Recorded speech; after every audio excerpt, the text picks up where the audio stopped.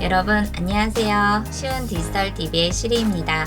오늘은 화상회의인 줌의 가장 중요한 소회의실 기능에 대해서 한번 알아볼 텐데요. 소회의실은 말 그대로 메인 섹션에서 진행이 되는 화상회의가 아니라 소그룹으로 어떤 팀별 과제나 팀별 모임을 위해서 참여자들을 나누어서 작은 방에서 회의를 진행을 할 수 있도록 하는 공간인데요.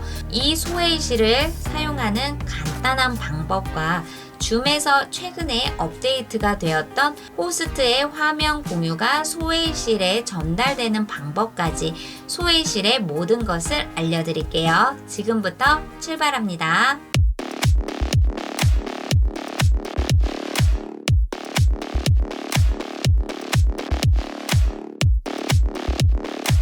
자, 그럼 지금부터 소회의실 기능을 한번 알아볼 텐데요. 이 소회의실 기능은 줌을 참여했을 때 메인 섹션의 공간에 있는 것이 아니라 참가자들을 세분화해서 팀별 모임을 할 수 있도록 나누어주는 공간을 바로 소회의실 기능으로 할 수가 있습니다. 자, 이 소회의실 기능 지금부터 한번 알아볼게요.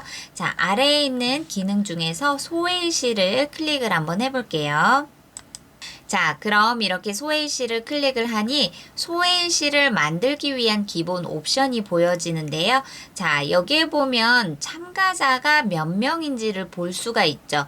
현재 저는 호스트를 제외한 참가자가 모두 3명이에요. 그래서 이 3명의 참가자들을 위해서 소회의실 방을 몇 개를 만들 것인지를 여기 위에서 선택을 할 수가 있습니다. 이 소회의실 방은 참가자들이 한 방에 3명에서 4명 정도 그룹화를 해서 만들어주는 것이 가장 좋은 것 같은데요. 자, 저는 3명이기 때문에 아주 최소의 인원이죠. 자, 참가자의 소회의실 방을 2개를 한번 만들어 볼게요. 자, 그럼 아랫부분에서는 참가자들이 소회의실에 어떻게 참여를 할 수가 있는지 그 부분을 보실 텐데요. 자동으로 할당이라는 부분은 컴퓨터가 랜덤으로 참가자들을 임의적으로 소회의실 방에 참가하도록 하게끔 되어 있는 부분이고요. 수동으로 할당 같은 경우는 호스트가 참가자들을 몇 번 방에 넣을 것인지 그거를 직접 수동으로 클릭을 해서 참가자를 입장시켜 보도록 하는 부분이에요. 세 번째 부분은 호스트와 컴퓨터에 상관없이 참가자가 나는 1번 방을 들어갈 거야 또는 나는 2번 방을 들어갈 거야 이렇게 각자 원하는 방을 스스로 입장할 수 있게끔 할당을 하는 부분인데요. 자, 예를 들어서 자동으로 할당을 한번 볼게요. 자, 만들기를 누르면 자, 이렇게 컴퓨터가 임의적으로 박하늘, 이하늘 씨를 1번 회의실 방으로 넣었고요. 자, 김하늘 씨는 2번 방으로 넣었습니다. 자, 이렇게 랜덤으로 해서 자동으로 할당을 했을 때 그대로 입장을 할 수도 있지만 혹시라도 변수가 생길 수가 있잖아요. 그럴 때 예를 들어 박하늘 씨는 1번 방보다는 2번 방이 더 어울릴 것 같아 라고 한다면 이 참가자 이름을 자 선택을 하면 이동이라고 되어 있죠. 자, 이동을 클릭을 하면 회의실 다른 방을 추천을 해줍니다. 자, 저는 현재 회의실 2번 방이기 때문에 2번 방으로 선택을 하면 자, 이렇게 박하늘 씨가 2번 방으로 이동되신 것을 보실 수가 있고요. 혹시 나는 김하늘 씨를 1번 방에 있는 참가자와 다시 교환을 하고 싶다라고 했을 때 자, 교환을 눌러볼게요. 그러면 1번 방에 있는 참가자 누구와 교환을 할 것인지 명단이 보여지는데요. 자, 이 명단을 선택을 하면 자, 이렇게 참가자들을 소회의실 방을 이동을 할 수도 있고 또는 참가자끼리 서로 교환을 할 수 있게끔 되어 있는 기능입니다. 자, 여기에서 모든 회의실을 열기를 하면 바로 1번 방과 2번 방에 따라서 참가자들이 입장을 할 수가 있겠죠. 자, 그런데 다시 만들기를 해서 이번에는 수동으로 할당을 한번 해볼게요.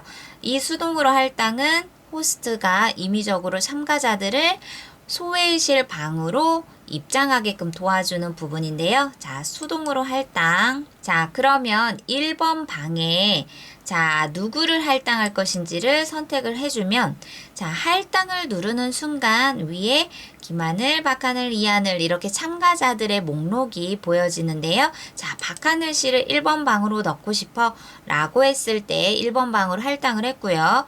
2번 방으로 했을 때 김하늘 씨와 이하늘 씨를 호스트가 이렇게 임의적으로 소외실 방으로 입장을 할 때 만들 수 있는 부분이 바로 수동으로 할당입니다. 자, 세 번째 다시 만들기를 한번 볼까요?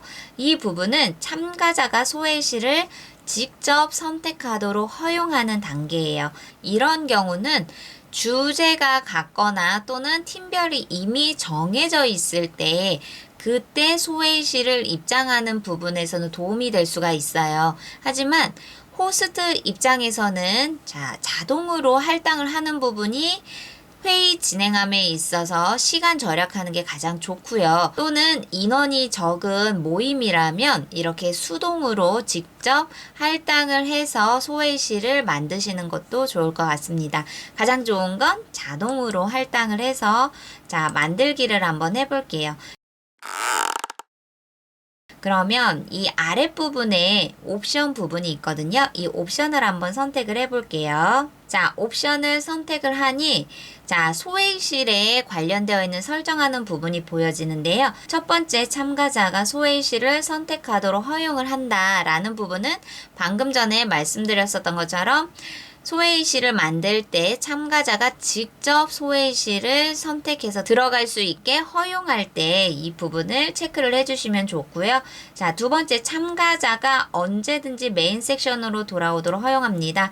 이것을 선택을 했을 때 소외실에서 이미 팀별로 수업이나 강의나 모임이 진행이 되었어요.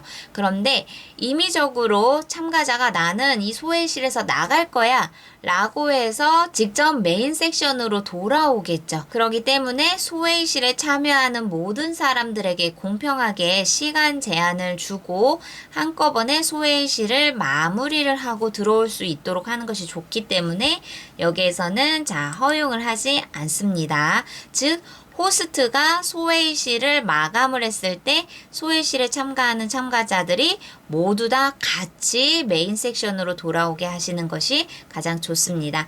자, 그리고 할당된 모든 참가자를 자동으로 소외실로 이동합니다.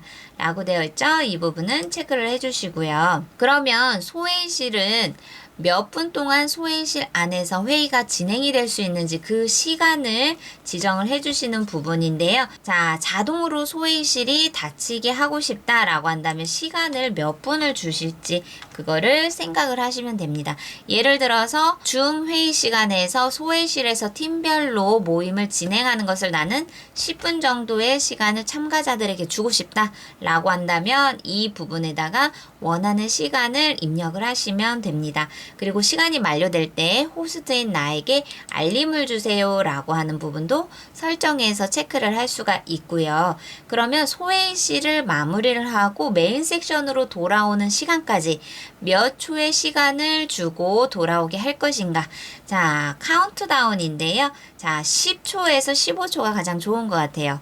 참가자들이 소외실에서 마무리를 하고 메인 섹션으로 돌아오는 그 시간이 길면 길수록 지루하고 또는 기다려지는 시간이 너무 많이 걸리기 때문에 최소한 소외실을 마무리하고 빨리 메인 섹션으로 돌아오는 시간까지는 10초에서 15초가 가장 적당한 것 같습니다. 이렇게 소외실을 만들기에 앞서서 설정 부분을 설정을 했다라고 한다면 자, 모든 회의실 열기를 들어가 볼게요.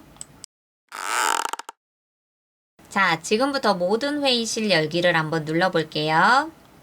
네, 이렇게 참가자들은 본인이 몇 번 방의 소외실로 입장이 되는지 메시지와 함께 입장이 되었고요. 지금 메인 섹션에서는 이렇게 보시는 것처럼 호스트만 덩그러니 메인 섹션에서 있습니다. 즉, 호스트는 소외실에 참여한 참가자들의 회의를 볼 수가 없어요. 자, 소외실에 있는 참가자들 또한 자기 방에 있는 참가자들끼리 채팅이나 화면 공유나 이런 소통을 통해서만 볼 수가 있고 다른 소외실에 있는 참가자들의 회의 모습은 볼 수가 없습니다. 자, 이렇게 각 방에 있는 참여자들끼리 서로의 의사소통으로만 소회의실에 참여하고 정보를 공유를 할 수 있다는 거. 자, 그런데 참여자들이 소회의실에 참여를 하다 보니 호스트의 도움이 필요할 때가 있어요. 자, 그럴 때는 자, 참가자들의 입장에서는 자, 도움 요청이라는 부분이 있거든요. 자, 도움 요청을 클릭을 해볼게요. 그러면 호스트를 우리 방에, 즉 우리가 있는 소회의실에 참여를 할 것인지 도움 요청을 클릭을 해주세요. 그러면 호스트는 이렇게 메인 섹션에서 기다리다가 회의실 몇 번 방에서 본인의 도움 요청을 필요로 한다라는 메시지를 받게 돼요. 그러면 여기서 소회의실을 참가를 하면 현재 1번 방에서 도움 요청을 했으니 제가 1번 방으로 참여를 할 수가 있습니다. 하지만 제가 이미 다른 소회의실에서 도움 요청으로 참여를 하고 있다라고 한다면 이런 메시지가 떴을 때 나중에를 선택을 하셔도 됩니다. 자, 그럼 소회의실 참가를 한번 해볼게요. 네, 이렇게 호스트도 도움 요청을 한 소회의실에 참여를 하게 되어서 이렇게 공유를 하면서 도움을 해결해 드릴 수도 있거든요. 자, 그런데 소회의실에서 어느 정도 궁금증이나 도움이 해소가 되었다라고 한다면 호스트는 소회의실 나가기를 눌러서 메인 섹션으로 돌아오시면 됩니다. 그런데 참여자들은 호스트가 소회의실 만들기 할 때 옵션 부분에서 스스로 메인 섹션으로 돌아오도록 허용하지 않다라고 호스트가 지정을 했잖아요. 그렇기 때문에 주어진 시간이 마무리될 때까지 참여자들은 소회의실을 나올 수가 없습니다. 자, 호스트 입장에서 소회의실 나가기를 눌러볼게요. 이렇게 소회의실 나가기를 눌러보니 모두에 대해 회의 종료, 회의 나가기, 소회의실 나가기 3개가 호스트한테는 보여집니다. 자, 이때 회의 나가기를 한다라고 하면 줌 회의 메인 섹션에서 아예 종료를 하고 나는 회의에 참여하지 않을 때 회의 나가기를 눌러버리는 거예요. 그런데 소회의실 나가기를 눌러야 하는데 간혹 회의 나가기를 누르셔서 아예 정말로 회의에 참여를 하지 않는 분들이 계세요. 그렇기 때문에 꼭 확인하실 거 소회의실 나가기를 눌러주셔야 한다는 것입니다. 자, 소회의실 나가기를 눌러볼게요. 네, 이렇게 호스트는 메인 섹션으로 돌아와서 소회의실에 있는 참여자들이 회의가 마무리될 동안 기다려 주셔야 되는데요. 이때 호스트가 각 소회의실에 있는 참여자들에게 메시지를 보낼 수도 있어요. 그 기능은 자, 여기에 보시면 소회의실을 눌러주세요. 아래에 메시지를 전체에게 브로드캐스트라는 부분이 있거든요. 클릭을 해볼게요. 자, 그러면 메시지를 보낼 수 있는 공간이 보여지는데요. 여기에다가 입력을 해보는 거예요.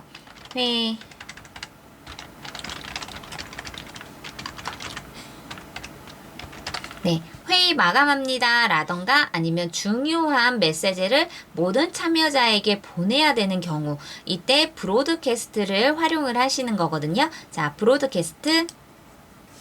그러면 참여자들은 이렇게 호스트가 보낸 메시지를 모두 확인하실 수가 있으세요. 호스트는 참여자들이 소회의실에서 주어진 시간 안에 모든 회의가 마무리가 되고 시간이 마무리되면서 자동적으로 메인 섹션으로 돌아온 때까지 기다리실 수도 있지만 중간에 소회의실의 회의를 모두 마감을 할 수 있는 경우도 생기잖아요. 그때는 모든 회의실을 닫기를 눌러주시면 됩니다. 그러면 시간이 아직 남아있어도 소회의실에 있는 참여자들이 모두 메인 섹션으로 돌아올 수 있게 시간을 단축하는 방법이기도 해요. 자, 모든 회의실을 닫기를 눌러볼 텐데요. 여기에서 중요한 거 바로 소회의실에 대한 화면 공유가 업데이트가 되었습니다. 무슨 이야기냐면 소회의실에 있는 참여자들끼리만 채팅을 할 수가 있고 화면 공유를 할 수가 있어요. 그래서 호스트도 그 회의실에 있는 참여자들의 화면 공유를 볼 수가 없고 각 다른 소회의실 방에 있는 참여자들도 본인의 참여된 소회의실 안에서만 정보 공유가 가능하지 다른 소회의실에 있는 참여자들의 정보를 볼 수가 없었거든요. 그런데 여기서 중요한 것은 호스트가 메인 섹션에서 보내는 화면 공유를 소회의실에 있는 모든 참여자에게 화면 공유가 전달이 될 수 있는 부분이 이번에 업데이트가 되었습니다. 한번 해볼게요. 자, 화면 공유를 눌러주세요. 자, 여기에 화이트보드를 예를 들어서 공유를 할 거예요. 자, 그럼 여기에 없었던 소회의실의 공유, new라고 되어 있죠. 이 부분이 바로 업데이트가 되었거든요. 기존에는 이 메시지가 없었는데 이번에 업데이트가 되면서 소회의실 공유라는 부분을 클릭을 하고 공유를 눌러주세요. 자, 그러면 자, 모든 소회의실에 호스트가 보내는 화면 공유를 보실 수 있게 되거든요. 자, 여기에 화면은 메인 섹션 및 모든 소회의실에서 공유됩니다. 그리고 호스트의 비디오 및 오디오는 소회의실에서 공유되지가 않아요. 아직까지는 모든 화면에 공유가 되는 것이 아니고 PPT 같은 자료들로만 파일을 공유를 할 수가 있고요. 비디오나 오디오는 현재까지 되지는 않아요. 그리고 회의실에서 다른 사람과 공유되고 있는 화면이 정지됩니다. 이 메시지는 이미 소회의실에 참여한 사람들끼리 화면 공유가 원활하게 진행이 되고 있어요.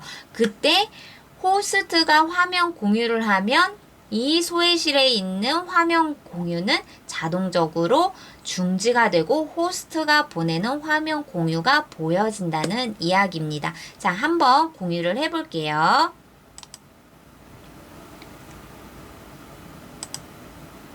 네, 그러면 이렇게 호스트가 보내는 화면 공유가 자, 소회의실에 있는 참여자들에게도 보여지죠.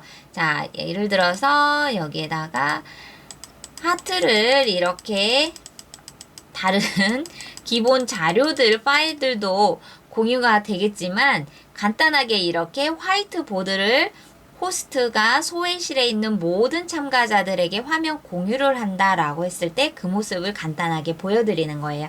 중간중간에 중요한 파일들을 공유를 할 때 참가자들에게도 공지를 할 수 있는 부분이 이 화면 공유가 업데이트가 되었다는 거, 그것을 한번 알려드렸고요. 자, 공유 중지를 하고 자, 모든 회의실을 닫아보면서 소회의실은 여기에서 마무리를 하겠습니다.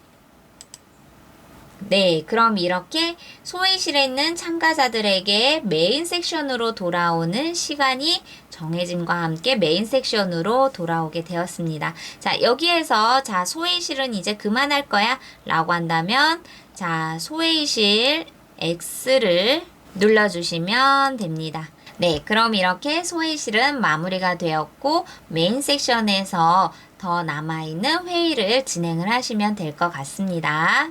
오늘은 이렇게 화상회의 도구인 줌에서 가장 중요한 것 중에 하나인 소회의실 기능의 옵션 설정하는 부분부터 참여, 그리고 최근에 업데이트가 되었던 호스트의 화면 공유가 소회의실에 전달되는 과정까지 한번 알아보는 시간을 가졌습니다. 다음 시간에는 더 좋은 정보로 여러분들께 찾아뵐게요. 우리 다음에 또 만나요. 안녕!